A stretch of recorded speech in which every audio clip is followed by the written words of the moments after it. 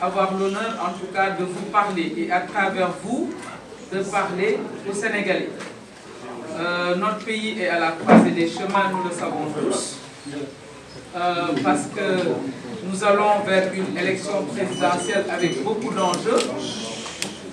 et nous avons choisi, nous, si je dis nous, c'est Hélène Tine et ses amis qui sont dans un mouvement appelé Mouvement pour un Sénégal d'éthique et de travail. Omar Cissé l'a dit tout à l'heure, nous sommes sur la scène politique depuis 1999, donc nous avons participé pratiquement à toutes les alternances qui sont advenues dans ce pays-là. Et nous avons décidé pour cette élection de soutenir notre frère, le leader de la coalition Taxawu,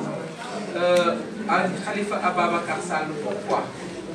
Je pense que c'est la question moi qu'on me pose à chaque fois que je suis sur le terrain.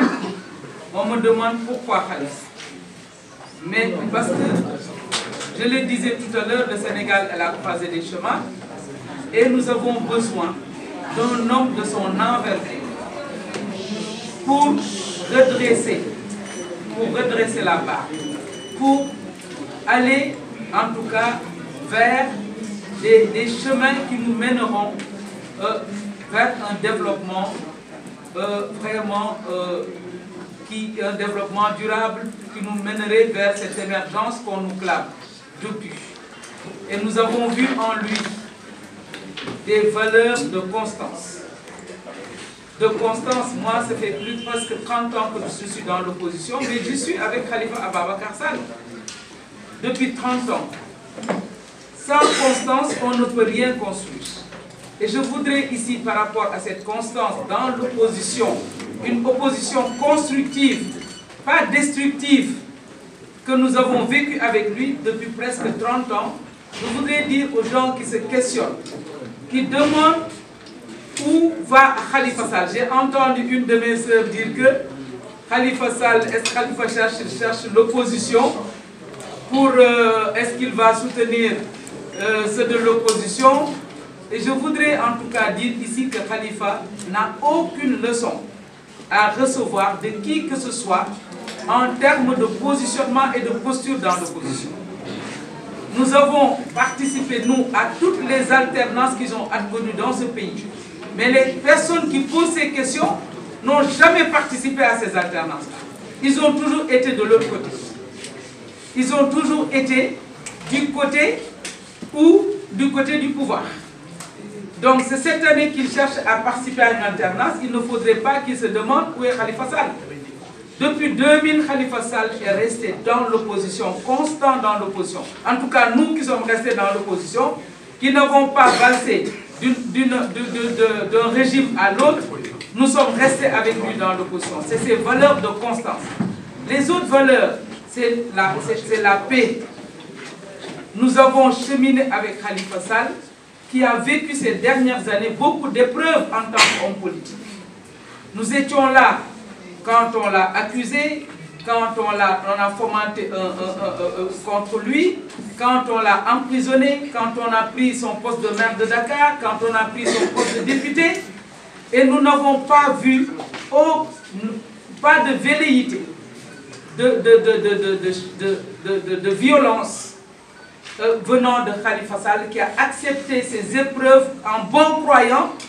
et qui aujourd'hui s'est relevé de ces épreuves pour aller demander aux Sénégalais leur confiance. Nous partageons. Nous sommes avec Khalifa Ababacar Sall parce que toutes les minorités, en tout cas au Sénégal aujourd'hui, il n'y a même pas de minorité parce que nous sommes tous des citoyens à part entière, mais nous sommes convaincus que Khalifa Sall, le président, mettra le Sénégalais de quelque bord qu'il soit au-dessus de tout. Et c'est pourquoi nous, on a décidé d'aller avec lui. Nous sommes avec lui en tant que femmes aussi, parce que nous savons que demain, il va protéger les droits de la femme. Il va soutenir les femmes sénégalaises. Et c'est pourquoi nous avons choisi de venir avec lui. Fait que Fissama et Natango, nous avons une coalition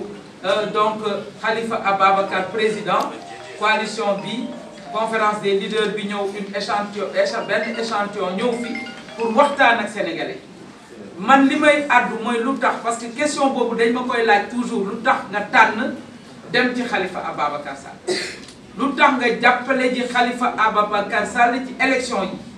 man nag ma ni leen man li tax ma def ko d'abord Khalifa dama li ma njëkk a bokk ak moom mooy gëm-gëm ci politique mooy am constance ci politique ndax ñaar fukki at ak juróom ëpp na ko moom depuis 2000 génnu teggiwul tànkam fa mu bokkoon teggiwul ba te dàq nañ ko sax moom fa la bokk ba léegi di doxal gis-gis ba mu amoon foofu ñun dañ ko fekk en 99 laa dugg politique ñu ànd ak ñoom ñu génn ci pouvoir bi ñu rattrapé leen dans l'opposition et depuis lors lu ñu gis ci Khalifa mooy constance li ñuy wax fa constance xaw ma nu ñu koy waxee ci wolof mais mooy dëggal na boppam si fa nga xam ne fa la sax ci biir opposition bi dëggal boppam si ànd ak askan wi maanaam tooguloo rek nguur fu muy xeeñ wala fu mu ne nga sol sa dàll tàbbi fa loolu lañ bokk ak moom 25 ans ngi nii seetoo fuy nguur gi di xeeñee seetoo fu nguur gi tàbbee donc ñun man de personnellement alternance yi am fii Sénégal yépp bu 2012 te fas yéene naa bii di ñëw nga xam ne dinañu alternance teg fi Khalifa Ababacar Sall ñu bokk ci alternance boobu kon ñi nga xam ne nag ñu ngi laajte ne Khalifa ndax mu ngi opposition wala fan lañ nekk am na sama benn xarit sama sœur bu ne mu ngi wër ndax Khalifa suy wër opposition war na mën a ñëw si seen camp mais Khalifa mosul jóge opposition Khalifa opposition la mos a sax moo tax li ko dal yépp dal ko te moom tamit ñooñu di ko laaj ñoom mosuñu bokk ci benn alternance ci réew ñun de saa ñuy xeex pour alternance am ñoom ñu nga ca parti ba nga xam ne foofa la nguur gi ne kon nag amuñu benn leçon bu ñuy jox Khalifa Sall ak di ñu ko jox ci wàllu suñu taxawaay ci biir opposition Sénégal fii amuñu benn leçon bu ñuy recevoir Khalifa Sall wax naa ko li ko dal li tax ñu ànd ak moom mooy toog ci opposition ànd ak askan wi liggéeyal askan wi moo tax ba ñu dal ci kawam mbugal ko tëj ko fi kaso nangu ndombo tànk meeram nangu ndombo tànk députéem waaye nag taxul ba tey mu bal tàkk fi taxul xeer naaw fi taxul dara am fi dafa gëm nangu dogalu yàlla toog purger ay penam ba sénégalais yi mu won leen tey yàlla dogal mu war a won sénégalais yi ne loolu yëpp amul il a fait corps avec le peuple sénégalais moo tax tey ñun xam ne nitu jàmm la nit koo xam ne buñ ko fi tegee Sénégal dina am jàmm ndax Sénégal nag dafa nekk ci diggante boo xam ne dafa tollu diggante tumuranke jàmm te jàmm su tumuranke kenn mënul tabax foofa dara ñu xam ne moom tey nitu jàmm la nitu jàmm jooju la ñuy topp moom la ñu yéene Sénégal bu ëllëgee ñu teg ko fi Khalifa Sall gis nañ ci moom ne ku gëm la koo xam ne respecté na sénégalais yépp fu ak fu ñu mënti ne te nitu jàmm googu maa ngi ciy wax ne ñun ñu ànd ak moom barki démb Thiès ba ñu rombee kër Idrissa Seck moom moo jël décision pour dem saafonteeg moom ba ñu rombee Boubacar Camara muy ndogu sam si prestige moo ne du fi romb kooku yëg ne mu fi romb te nuyoowu ko mu saafonteeg moom ba ñu rombee caravane pur ci autoroute bi moo taxaw ne day saafonte ak moom def na ko ak Amadou Ba def na ko ak waa Jomaay kon Sénégal nitu jàmm boobu nga xam ne dina mën a dajale waa Sénégal dajalewaat xol yi ndax nag suñu dajalewaatul réconcilier sénégalais avec eux-mêmes duñu fi mën a tabax dara ci réew mi te loolu lañ gis ci Khalifa Ababacar Sall moo tax ñun Hélène Tine ak suñu mouvement ñu ciy woo sénégalais yépp sénégalais yi bëgg jàmm sénégalais yi ñu bëgg nitu jàmm sénégalais yu bu bëgg ku yërëm askan wi ndax ba mu nekkee ville de Dakar wone na ne am na yërmande ci askan wi am na yërmande ci néew di doon mën a boolewaat sénégalais yi dina mën a wax ak sénégalais yi dina mën a indi jàmm ñu tabaxaat ñeneen ñi nag on les respecte beaucoup ñëpp lañu respecté mais nañu wax seen programme te bàyyi xeexoo yi man je lance un appel ici di ko di woo sama naataango jigéen ñi ne leen jàmm ji ñu bëgg xeexoo yi am ci ñetti fanu campagne yi ak élection yi jël nañ ko dakkal te ñun jigéen ñi nekk ci kuréel yi nekk ci coalition yi ñoo war a taxaw fexe ba jàmmarloo du am ndax kuñ ciy gaañ suñuy doom la ñuy gaañ kuñ ci yàq suñuy doom la ñuy yàq la preuve est là. ah xale yi nekkoon kaso bi ñan lañu suñuy doom lañu